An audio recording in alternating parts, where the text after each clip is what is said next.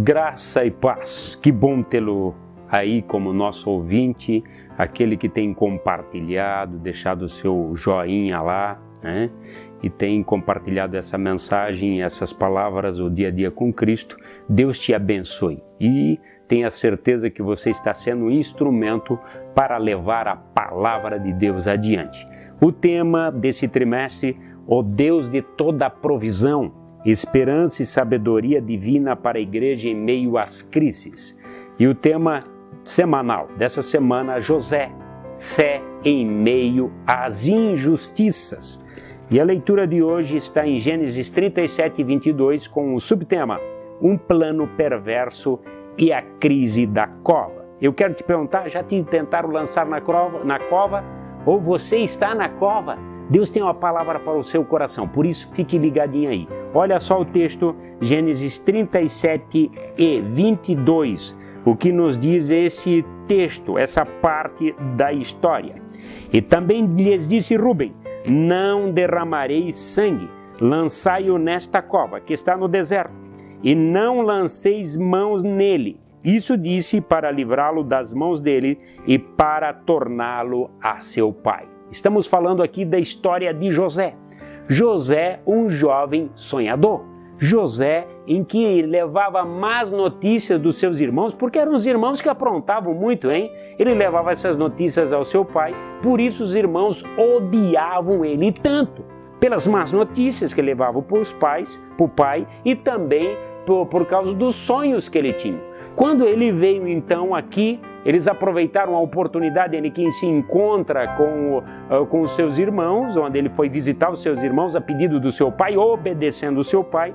Ele então, os irmãos quiseram matá-lo, mas o irmão Rúben livrou ele, lançou ele numa cova. Eu quero te dizer quantas covas que você talvez já esteve, ou talvez você pode ser alvo de uma cova. Alguém tenta sempre lançar aqueles que sonham, aqueles que são obedientes numa cova. Mas em tudo há isto um propósito. Olha só que a palavra de Deus diz em Salmo 91 e 3. Para a sua alegria, para a sua esperança, para que você venha se animar, mesmo estando na cova. Olha só o que diz. Certamente ele te livrará do laço do passarinheiro e da peste perniciosa. Deus cuida de você. E o que mais diz a Bíblia em 1 Coríntios 10 e 13? Não veio sobre vós tentação senão humana, e fiel é Deus, que não vos deixará tentar acima do que podeis resistir.